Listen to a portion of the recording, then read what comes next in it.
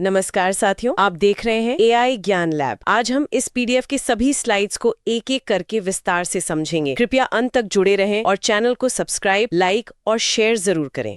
बिल्कुल, सभी साथियों का स्वागत है। तो आज की हमारी पहली स्लाइड है 11 मार्च 2026 daily current affairs. Source crazy GK trick enhanced bye AI ज्ञान लैब। नमस्कार साथियों, आप देख रहे हैं एआई ज्ञान लैब। आज की इस क्लास में हम इस विषय को विस्तार से समझेंगे। ये एक बहुत ही बेहतरीन पहल है। अब इसे थोड़ा विस्तार से समझते हैं। जी, एक शिक्षक के नजरिए से अगर मैं कहूँ तो ये जो पीडीएफ संकलन है, ये यूपीएससी और स्टेट पीसीएस जैसी प्रतियोगी परीक्षाओं के लिए बहुत ही ज्यादा महत्वपूर्ण है। इसमें जो तथ्य दिए गए हैं वे सीधे तौर पर परीक्षा में पूछे जाते हैं। बिल्कुल। तो मेरा सभी छात्रों से अनुरोध है कि आप हर एक तथ्य को नोट करें और पूरे सेशन के दौरान अपनी एकाग्रता बनाए रखें। चलिए फिर सीधे दूसरी स्लाइड पर चलते हैं। हेडिंग है सिप्री रिपोर्ट 2026 वैश्विक हथियार आयात। सिप्री का फुल फॉर्म यहाँ दिया है Stockholm International Peace Research Institute. इसकी स्थापना 1966 में हुई थी और इसका मुख्यालय स्टॉकहोम में है, स्वीडन में। जी। इसके कार्यों में मुख्य रूप से सैन्य खर्च और हथियारों के व्यापार का विश्लेषण करना शामिल है। और रिपोर्ट 2026 के जो डेटा पॉइंट्स हैं, भारत का दूसरा स्थान है 8.2% के साथ और यूक्रेन का पहला स्थान है 9.7% के साथ। ये डेटा बहुत ही दिलचस्प है। और अगर हम विजुअल्स की बात करें तो यहाँ एक तुलनात्मक चार्ट दिया गया है जिसमें आपूर्तिकर्ता और निर्यातक दिखाए गए हैं। इसमें साफ दिख रहा है कि भारत के शीर्ष 3 आपूर्तिकर्ता है, रूस 40% के साथ, फ्रांस 29% के साथ और इजराइल 15% के साथ। यहाँ ये भी नोट किया गया है कि स्वदेशीकरण के कारण रूस पर हमारी निर्भरता घटी है। जी। इसके बाद विश्व के शीर्ष निर्यातकों का क्रम है। सबसे ऊपर अमेरिका 42% के साथ, फिर फ्रांस और रूस।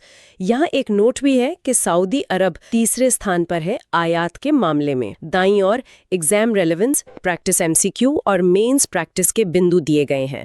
अब इसे थोड़ा विस्तार से समझते हैं। देखिए, सिप्री की ये रिपोर्ट सीधे तौर पर भारत के मेक इन इंडिया और रक्षा स्वदेशीकरण की सफलता को दर्शाती है। भारत का रूस से आयात गिरकर 40% तक आ जाना प्रीलिम्स के लिए एक बहुत ही महत्वपूर्ण डेटा है। और जब आप मेंस के GS 2 और 3 में अंतर्राष्ट्रीय संबंध या रक्षा आत्मनिर्भरता पर उत्तर लिखते हैं तो इस डेटा का एक ठोस उदाहरण के रूप में इस्तेमाल किया जा सकता है। ये दिखाता है कि हम अपने आयात विकल्पों में विविधता ला रहे हैं। सही कहा।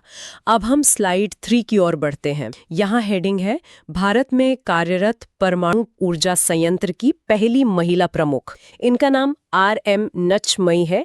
ये दक्षिण भारत से हैं और इन्हें 35 से अधिक वर्षों का अनुभव है। काफी लंबा अनुभव है। हाँ, इनकी नियुक्ति 15 मार्च को NPCIL द्वारा की गई है। संयंत्र का पूरा विवरण है Kaiga nuclear power plant, Karnataka, unit 3 और 4। साथ ही भारत का लक्ष्य भी लिखा है 2047 तक 100 गीगावाट। विजुअल की बात करें तो दाईं ओर एक न्यूक्लियर टावर का चित्र है और नीचे NPCIL के बॉक्स में जानकारी है स्थापना 1987, मुख्यालय मुंबई और इसकी जिम्मेदारी कमर्शियल न्यूक्लियर पावर प्लांट का सुरक्षित संचालन करना है।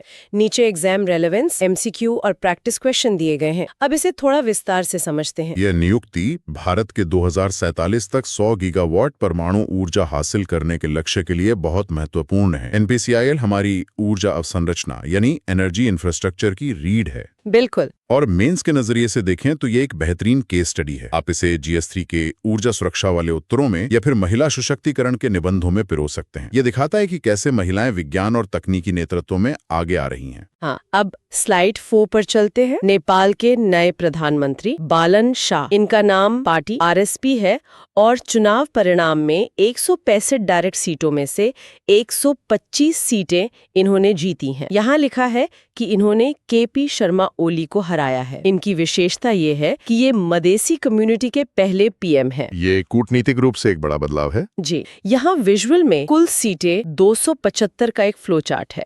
165 सीटें डायरेक्ट इलेक्शन से आती हैं जहां जनता सीधे चुनती है और 110 सीटें प्रोपोर्शनल रिप्रेजेंटेशन से आती हैं जहां जनता पार्टी को चुनती है। बॉक्स में नियम लिखा है कि 50% वोट पर 55 सीटें मिलती हैं। नीचे एग्जाम रेलेवेंस और प्रैक्टिस प्रश्न है। अब इसे थोड़ा विस्तार से समझते हैं। देखिए, यूपीएससी के लिए यहाँ 2 चीजें अहम हैं। पहला, प्रत्यक्ष चुनाव और आनुपातिक प्रतिनिधित्व प्रणालियों के बीच का वैचारिक अंतर। प्रत्यक्ष में व्यक्ति चुना जाता है और आनुपातिक में पार्टी के वोट शेयर के हिसाब से से सीटें मिलती हैं।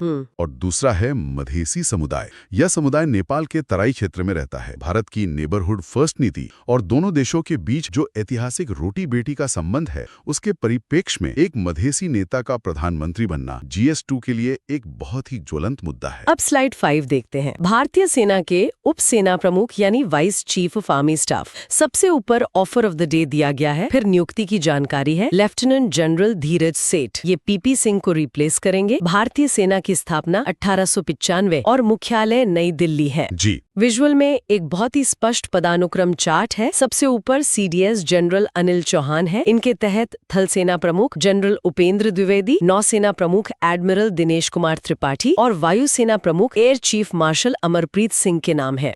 नीचे एग्जाम रेलेवेंस और MCQ दिए गए हैं। अब इसे थोड़ा विस्तार से समझते हैं। सेना के आधुनिकीकरण में CDS का पद एक गेम चेंजर है। तीनों सेनाओं के बीच बेहतर समन्वय स्थापित करना इनका मुख्य काम है, जो GS3 के भारत के सुरक्षा बल टॉपिक के लिए बहुत जरूरी है। बिल्कुल। और प्रीलिम्स के लिए मेरी सलाह है कि इन सभी प्रमुखों के नामों को मैच द फॉलोइंग वाले दृष्टिकोण से याद रखें। स्लाइड 6 पर आते हैं। महिला न्यायाधीशों का अंतर्राष्ट्रीय दिवस 10 मार्च। इसका उद्देश्य न्यायपालिका में महिलाओं की भागीदारी बढ़ाना है। शुरुआत UNGA द्वारा 2021-2022 में की गई थी। 2026 की थीम है विमेन जजेस on the bench and beyond, protecting access to justice. ये थीम बहुत प्रासंगिक है। यहाँ एक विजुअल टाइमलाइन है, भारत और विश्व में महिला जज। 1937 में अन्ना चैंडी पहली महिला जज बनी और 1989 में जस्टिस फातिमा बीवी सुप्रीम कोर्ट की पहली महिला जज बनी। एक ग्लोब आइकॉन के साथ ग्लोबल डेटा है कि यूरोप में 54% महिला जज हैं। नीचे एग्जाम रेलेवेंस और MCQ है। अब इसे थोड़ा विस्तार से समझते हैं। न्यायपालिका में महिलाओं का कम प्रतिनिधित्व एक गंभीर समस्या है। समाजशास्त्र में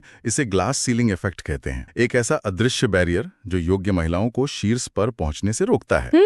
GS1 के भारतीय समाज और GS2 की न्यायपालिका के उत्तरों में अन्ना चांडी और फातिमा बीवी के उदाहरणों का उपयोग करके आप इस ग्लास सीलिंग कॉन्सेप्ट को बहुत प्रभावी ढंग से समझा सकते हैं। अब स्लाइड 7 पर चलते हैं। WHO की घोषणा, डेनमार्क बना पहला EU देश। उपलब्धि ये है कि इन्होंने HIV और सिफिलिस के मदर टू चाइल्ड ट्रांसमिशन को समाप्त कर दिया है। ये एक बहुत बड़ी वैज्ञानिक उपलब्धि है। विजुअल में WHO के तथ्य हैं। स्थापना 1948, जिनेवा। प्रमुख टेड्रोस एडेनॉम घेब्रियस। दाईं ओर एक क्लिपबोर्ड पर WHO का स्टैंडर्ड लिखा है। इसके 2 बिंदु हैं। पहला, इन्फेक्शन दर प्रति 1 लाख पर 50 से ज्यादा ना हो, और दूसरा 95% गर्भवती महिलाओं की टेस्टिंग और ट्रीटमेंट हो चुका हो। नीचे एग्जाम रेलेवेंस और MCQ है। अब इसे थोड़ा विस्तार से समझते हैं। मदर टू चाइल्ड ट्रांसमिशन यानी संक्रमण का मां से बच्चे में गर्भावस्था या प्रसव के दौरान फैलना। सार्वजनिक स्वास्थ्य के संदर्भ में WHO के ये मापदंड बहुत ऊंचे हैं। डेनमार्क का 95% टेस्टिंग का लक्ष्य हासिल करना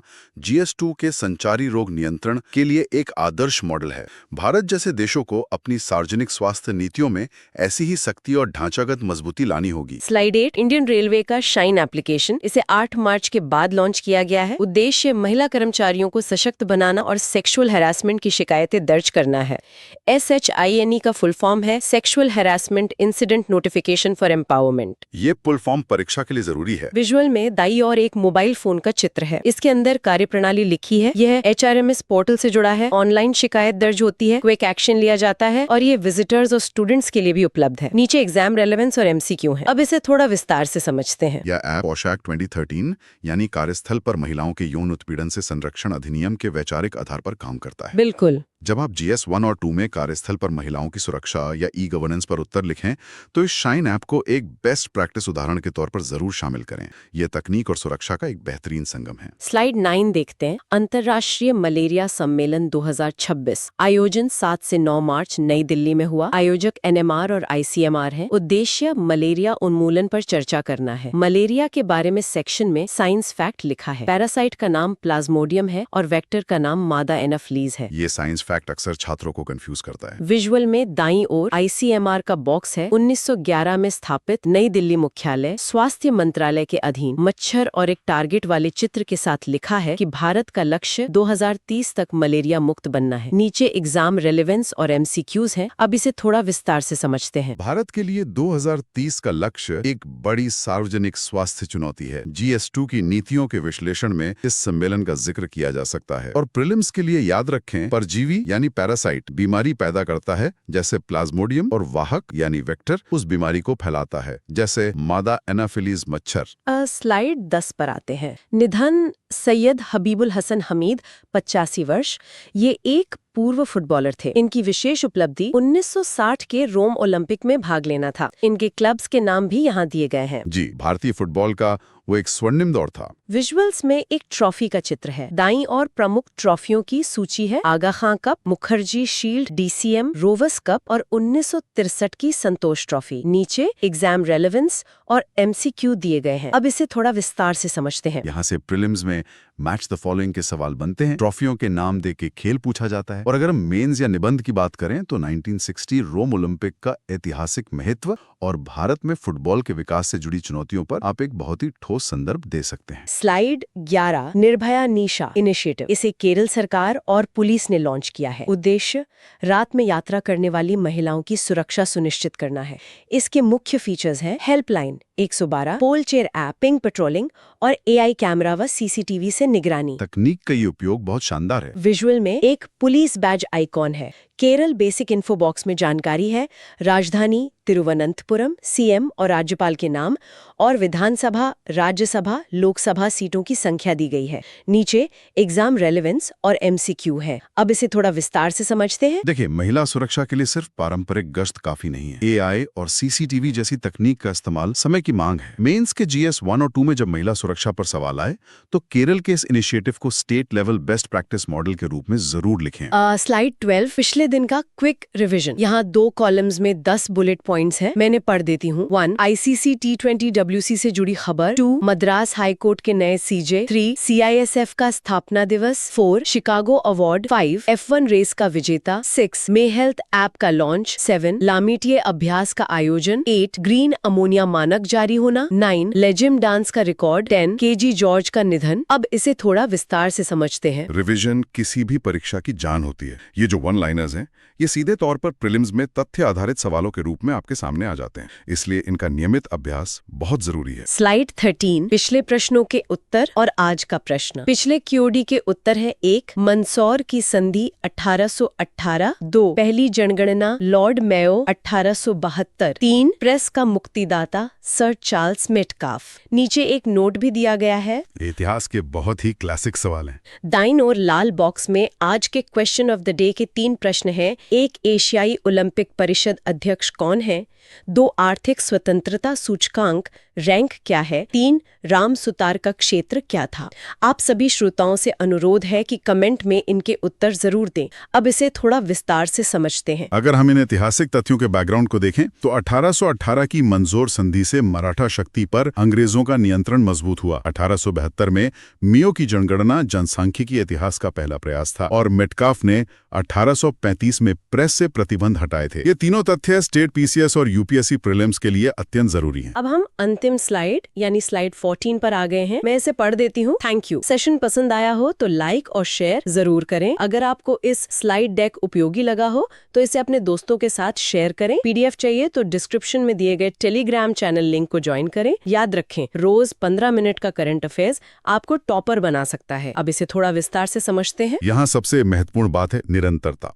रोज का ये 15 मिनट का अभ्यास आपकी तैयारी में वो धार लाएगा जो आपको दूसरों से अलग करेगा। इसलिए अपनी पढ़ाई में कंसिस्टेंसी बनाए रखें। बिल्कुल। और आज के इस विश्लेषण के आधार पर सोचने वाली बात यह है कि एक तरफ भारत रक्षा में स्वदेशीकरण और 2047 तक 100 गीगावाट परमाणु ऊर्जा जैसे विशाल आत्मनिर्भर लक्ष्यों की ओर बढ़ रहा है, लेकिन दूसरी तरफ जलवायु परिवर्तन और बदलती वैश्विक कूटनीति का दौर है। क्या भविष्य में हम अपनी इन तकनीकी और सैन्य महत्वाकांक्षाओं को बिना किसी अंतर्राष्ट्रीय साझेदारी के पूरी तरह से एकाकी रूप में हासिल कर पाएंगे, या फिर आत्मनिर्भरता की परिभाषा भविष्य में बदल जाएगी? इस पर जरूर विचार करें। ये था आज का पूरा विश्लेषण। अगर आपको ये ऑडियो उपयोगी लगा हो तो AI ज्ञान लैब को सब्सक्राइब करें, वीडियो को लाइक करें और अपने मित्रों के साथ शेयर करें। धन्यवाद।